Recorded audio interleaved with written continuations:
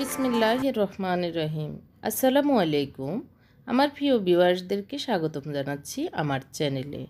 আশা করছি আপনারা সবাই অনেক ভালো আছেন। আমিও আল্লাহর রহমতে এবং আপনাদের দোয়া মতো অনেক ভালো আছি। আজকেও একটা পিকনিকে গিয়েছি, সেটাই আপনাদের সামনে তুলে ধরবো। সেখানে কি কি মজা হয়েছে, দুই ভিউয়ার্স আপুদের সাথে দেখা হয়েছে।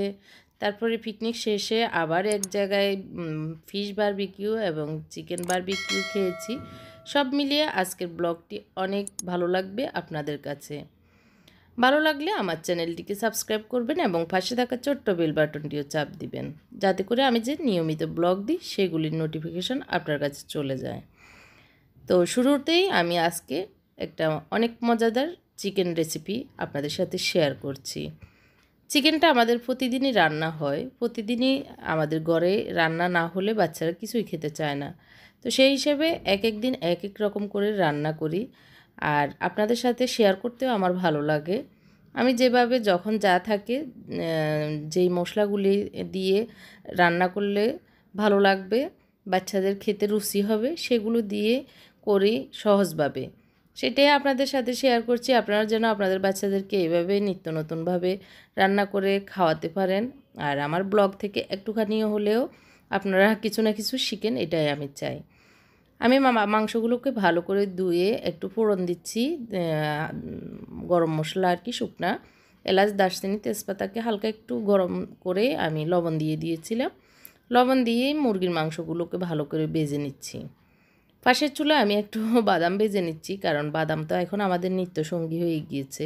তো আমাদের এই বাদামটা, দেশি বাদামটা আমার খুব ফেভারিট, সেই জন্য আমাদের দেশি বাদামটাই একটু ভেজে নিচ্ছি। তো চিনি ছাড়া একটু চাও খেয়ে নিচ্ছি, কারণ চা ছাড়া আসলে ভালোই লাগে না।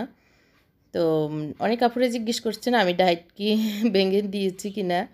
তো আসলে ডায়েট চলছে, বাট চা একটু না খেলে হয় না। মাঝে মধ্যে একটু পরোটাও খেয়ে নিই। এই তো মানে 80% মানে মেনে চলা হয়, হয়তো 20% একটু এলোমেলো হয়ে যায়। কি করব, মানুষ তো আমরা। তো আমি একটু আমার ইয়ে আদা রসুন থেতলিয়ে মানে চেঁচে আমি দিয়ে দিয়েছি 2 টেবিল চামচের মতো। এগুলোকে একটুখানি ভালো করে কষিয়ে, মানে ভালো করে একটু হলেই তারপরে আমি দিয়ে দিব অন্যান্য মশলাগুলি। তো একটুখানি হওয়ার পরে দেখেন অনেকগুলো পানি বেরিয়ে গেছে। তো এর ভিতরে আমি দিয়ে দিচ্ছি অনেকখানি টমেটো, 1 চামচের মানে বড় চামচের 1 চামচ। তো এগুলো দিয়ে ভালো করে আমি নেড়ে চেড়ে দিচ্ছি, আর দিয়ে দিচ্ছি একটুখানি মরিচ পাউডার, একটুখানি বলতে 1 চামচ। দিয়ে দিচ্ছি জিরা পাউডার, ধনিয়া পাউডার আধা চামচ। দিয়ে দিচ্ছি একটুখানি গরম মশলা। সব কিছু দিয়ে আমি ভালো করে নেড়ে চেড়ে দিচ্ছি। অনেক আপুরা অনেক ভালো ভালো রান্না জানেন, তাদের কাছে আমি কিছুই না। তারপরে আমি যেভাবে রান্না করি আপনাদের সাথে শেয়ার করছি। আপনাদের যদি ভালো না লাগে বা আমার কোনো ভুল ত্রুটি হয়, আমাকে কমেন্ট করে অবশ্যই জানাবেন। দিয়ে দিচ্ছি আমি একটু লেবু, 1 টেবিল চামচের মতো লেবু চিপে দুধকে ভালো করে ঘুলে দিয়ে দিচ্ছি, কারণ আজকে আমার টক দই নেই। তো যখন যেটা থাকে সেটাই দিই। তো এইভাবে দিয়ে দিচ্ছি, দিয়ে 1 কাপ দিয়ে আমি এগুলোকে ঢাকনা দিয়ে দিব যতক্ষণ না ভালো করে এগুলো কষানো হয় এবং ঝোলটা একদম মাখা মাখা হয়, ততক্ষণ পর্যন্ত রান্না করব। প্রায় 10-15 মিনিট পর এই যে এরকম হয়েছে। তা আমি এখানে একটু হার্ব পাউডার দিয়ে দিচ্ছি, মানে সব ধরনের পাউডার, শুকনা পাউডারগুলো একটুখানি, এটা না অপশনাল, না থাকলে অসুবিধা নেই, একটুখানি দিয়ে দিয়েছি। তারপর দিয়ে দিচ্ছি 2টা কাঁচামরিচকে আমি কুচি করে। এটা হচ্ছে একদম হওয়ার আগ দিয়ে, মানে চুলাটা বন্ধ করার আগ দিয়ে আমি এগুলো দিয়ে নামিয়ে নিচ্ছি। খুব ইজিভাবে রান্না করি, আর খেতেও খুব টেস্ট হয়। বাচ্চারা পরোটা, ভাত, পোলাও যখন যেটা থাকে সেটা দিয়ে খায়, আর আমার কাছেও ভালো লাগে। আমার বাদামগুলো আমি ভেজে ভালো করে ঠান্ডা করে এখন বয়ম ভরে নিচ্ছি।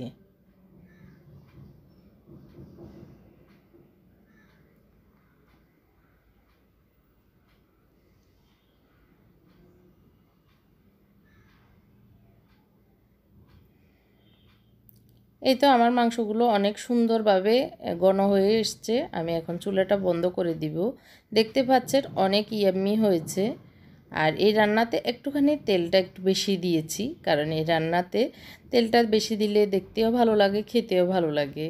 আর বাচ্চারা খাবে, আমরা তো খাবো না, ওদের জন্যই রান্না। আমি বেড়ে নিচ্ছি একটি স্টিলের বাটিতে, বক্সে আর কি।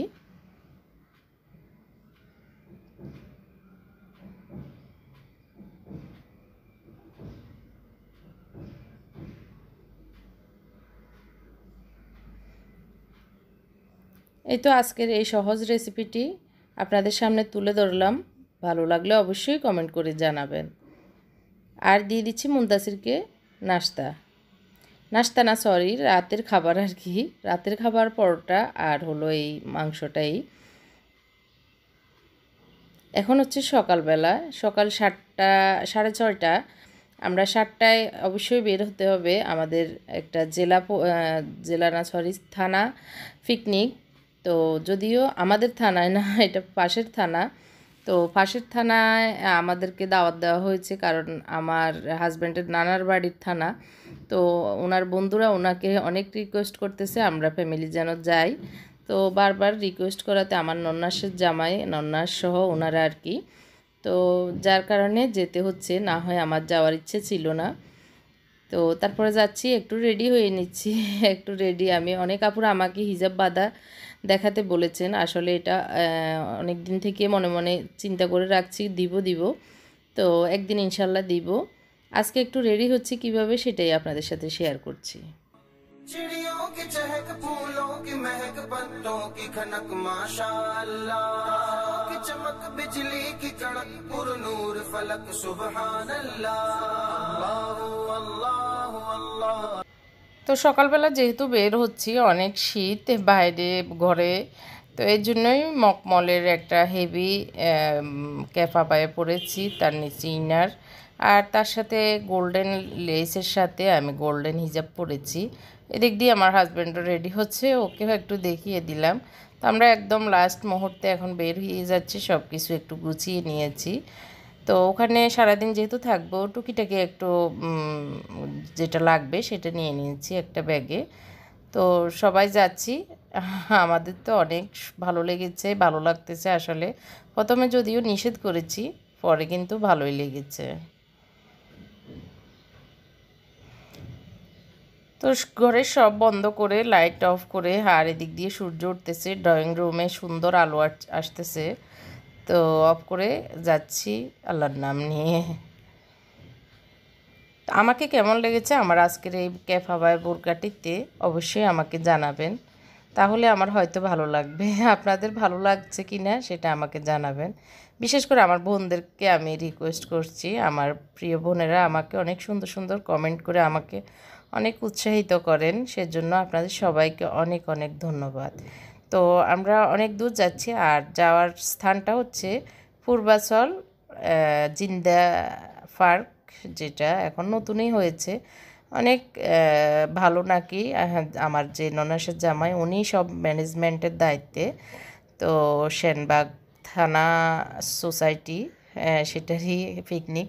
তো এদিক দিয়ে একটা অনেক বড় একটা বাণিজ্য মেলার জন্য সরকার স্টেডিয়াম টাইপের বানাচ্ছে, সেটাও দেখলাম। আর সবাই বাস থেকে নেমে এখন যাচ্ছি, প্রায় 1000-1200 মানুষ, অনেক মানুষ সবাই একসাথে একটা পিকনিকে মানে জড়ো হয়ে যাচ্ছি। এটা অনেক বিশাল একটা আয়োজন, অনেক বড় বড় পাতিলের রান্না, সব মিলিয়ে আসলেই অনেক ভালো লাগে এরকম পিকনিকে যেতে। মানে অনেক চেনা জানা সবার সাথে দেখা হয়, একসাথ হয়, সবার সাথে গল্প গুজব করতে ভালোই লাগে। তো আমরা প্রথমে একটু ঘুরে ফিরে সব কিছু দেখছি, আমি বাবুর্চির সাথে কথা বলছি কি কি রান্না করছেন, তো উনি আমাকে বলছে, আমি দিক দিয়ে শ্যুট করে নিচ্ছি। 3 পাতিলে গরুর মাংস রান্না করেছেন, বলল রোস্ট হবে, আর হচ্ছে লাউ রান্না হবে, ডাল আজকের খাবারের মেনু, আর পরে পায়েস হবে। তো আমার হাজব্যান্ড বলল আগে দেখি পুরা ঘুরে একবার একটা চক্কর দিয়ে আমরা ঘুরে দেখিনি কি কি আছে। এই যে কবুতরের বাসা আর গাছগুলি একদম সুন্দর, পরিবেশটা খুবই সুন্দর, বাইরের রাষ্ট্রের মতোই, মানে মনে হচ্ছে না আমরা বাংলাদেশে আছি, এরকম সুন্দর সব কিছু, আসলে নিট অ্যান্ড ক্লিন। আর এখানের বিল্ডিংগুলো যেভাবে বানিয়েছে একদম বাইরের মতো করে, মসজিদ, ঈদগাহ। আমি আসলে অনেকক্ষণ হেঁটে এসে বসে গিয়েছি, ক্লান্ত লাগতেছে। আর এটা হচ্ছে ঈদগাহটা। আর গাছগুলি অনেক সতেজ। আর আজকের আবহাওয়াটা তো অনেক অসাধারণ ছিল, মানে বেশি গরমও না বেশি ঠান্ডাও না এরকম, তো তার জন্য অনেক ভালো লেগেছে। এখানে ঈদের নামাজ পড়ার জন্য এই জায়গাটা কি সুন্দর ঘাস দিয়ে ভরে রেখেছে। আর এটা হচ্ছে স্পেশাল, অনেক সুন্দর একটা মসজিদ, এটাকে আসলেই স্পেশাল বলা যায়। ভিতরে কাঠ দিয়ে সব কিছু করেছেন, আর বাইরের দৃশ্যটা আপনারা দেখলেই বুঝতে পারছেন। হ্যাঁ, অনেক সুন্দর ঘাস, আর পরিকল্পিত যেভাবে করে সুন্দর করে করেছেন। বেশি বড় না আবার বেশি ছোটও না। তো আমরা একটু জুতা খুলে ঢুকে একটু দেখতেছি আসলে। তো আমাদের দেশে তো আসলে মহিলারা মসজিদে ঢোকাটা একটু গুনাহ মনে করে। তো আমার ইচ্ছে ছিল জুমার নামাজটা পড়বো, কিন্তু আমার হাজব্যান্ড বলল না, মহিলাদেরকে ঢুকতে দিবে না।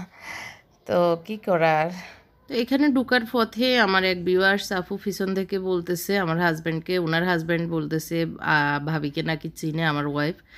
তো ভিউয়ার্স আপুটি তখন বলল, আপু আমি দেখি সব সময়, উনি পল্টন থাকে।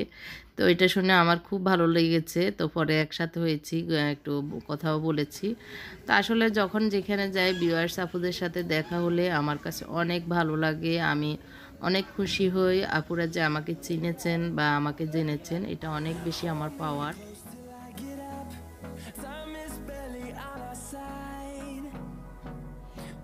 তো আমরা আসলে সাধারণ মানুষ, যখন যেখানে যাই অনেক এনজয় করি, দেখার চেষ্টা করি, মানে সব কিছু খুব ভালোভাবেই দেখি, অবলোকন করি, মানে সব কিছুকে এনজয় করার চেষ্টা করি, কষ্ট করে গিয়ে, মানে এমনি মন খারাপ হওয়ার মতো করে থাকি না।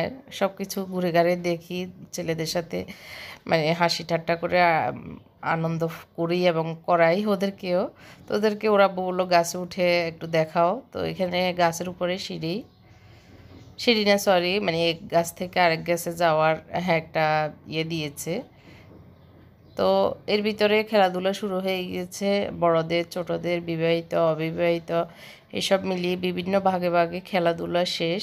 তো এখন হচ্ছে মহিলাদের চেয়ার খেলা। তো আমাকে আমার ছেলেরাও বললো, অনেকেই রিকোয়েস্ট করছেন, আসলে আমি এসব খেলা আসলে ভালো পারি না। তো এই কারণে আমি খাবার টেবিলে বসে গিয়েছি, আর আমার হাজব্যান্ডেরা চলে গিয়েছেন জুমার নামাজ পড়তে। আর মহিলাদেরকে এখন মানে পুরুষেরা জুমার নামাজ পড়ার ফাঁকে বাচ্চাদেরকে এবং মহিলাদেরকে খাবার দিয়ে দিয়েছে। মুত্তাকি এবং মুত্তাকির আব্বু এসে পরে খেয়েছে। খেয়ে অনেকক্ষণ অনুষ্ঠানের লাস্টে দিয়ে দেখেছি, এরপরে আমাদের জন্য গাড়ি এসেছে, আমরা চলে যাচ্ছি। আমার ভাই গাড়ি পাঠিয়েছে, এখন যাচ্ছি 300 ফিটের যেখানে বাজার বসে সেইখানে। তো এখানে এসে আমরা আবার অনেক আড্ডা দিয়েছি। তো এখানে যে ঝাল পিঠাগুলো ভর্তা দিয়ে খায়, তো এগুলো একটু একটু টেস্ট করতেছি, আসলে বেশি খাচ্ছি না, একটা নিয়ে অনেকজনে একটু একটু খাওয়া। এখানে মিট হয়েছে আমার বড় ভাই, ভাবি, বাচ্চারা। তো ওনারাই আমাদের জন্য আসলে গাড়ি পাঠিয়েছে পূর্বাচলে, যেহেতু ওনারাও এখানে আসে বাজার করে। তো এখানে যে বড় তেলাপিয়াটা সেটা অর্ডার করেছে। আর এগুলো কোরাল মাছ সহ অন্যান্য মাছগুলোকে এইভাবে রেডি রাখে, যখন যে বলে তাকে তার জন্য স্পেশাল করে করে বারবিকিউ। আর এইসব খাবার সব সময় রেডি থাকে, যে যেটা খেতে চায় সবার জন্য এই খাবারগুলি। এই যে এদিকে অনেকগুলো খাবার, কোয়েল পাখির ডিমকেও খুব সুন্দর করে রান্না করেছে, বট, হাঁসের মাংস, মুরগির মাংস, অনেক ধরনের খাবার। তো আমানুল্লাহ হোটেল অ্যান্ড রেস্টুরেন্টে আমরা খেয়েছি। আর অর্ডার দিয়েছে নান রুটি, মানে গার্লিক নান, তারপরে আলু পরোটা, তারপর রুমাল রুটি, তারপর হচ্ছে আরও কি যেন রুটি দিয়েছে, মোট 4 রকমের রুটি পরোটা সহ এগুলো অর্ডার দিয়েছে। আর চিকেন ললিপপ, চিকেন বারবিকিউ, বড় একটা তেলাপিয়া মাছ। আসলে এসব খেয়ে আমরা তো হয়ে গেছি, অনেক লোড হয়ে গিয়েছি, যেতে অনেক কষ্ট হয়েছে। পরে আমরা একটা একটা ফান খেয়ে তারপর রওনা দিয়েছি। বাজারও করা হয়েছে, ভাইয়া আবার আমাদের জন্য বাজার করে দিয়েছে। সব মিলিয়ে অনেক ভালো লেগেছে, সারা দিনটাই অনেক মজার গিয়েছে। তবে এখানে এসে আরও বেশি ভালো লেগেছে একসাথে হতে পেরে সবাই। বাচ্চারা তো আরও বেশি এনজয় করেছে। তো আসলে আমাদের মজার মজার দিনগুলি আপনাদের সাথে শেয়ার করছি। আমার স্পেশাল দিন আর দুঃখের দিন, সুখের দিন সব কিছুই। জানি না আপনাদের কাছে আসলে কেমন লাগে। আমার কোনো ভুল ত্রুটি হলে ক্ষমা করবেন। সবাই অনেক বেশি ভালো থাকবেন, আমার জন্য অনেক দোয়া করবেন। আর আমার সাথে আপনারা শেয়ার করতে পারেন আপনাদের ভালো লাগা মন্দ লাগা কমেন্টের মাধ্যমে। তো আমরা চলে যাচ্ছি, খাওয়া শেষ, বাসায় যাব। আর এখন তো যে টায়ার্ড হয়েছি, গিয়ে আসলে ঘুমানোর পালা, কারণ সকাল থেকে আসলে অনেক জার্নি হয়েছে, খাবার দাবার, হাঁটা হুঁটা অনেক কিছুই। তো সব মিলিয়ে আসলে একদিকে ভালো লেগেছে, অন্যদিকে একটু ক্লান্তিও আছে। এখন গিয়েই শুই হবে, এই আর কি। আজকের দিনটা আপনাদের সাথে শেয়ার করলাম। আল্লাহ হাফেজ, আসসালামু আলাইকুম।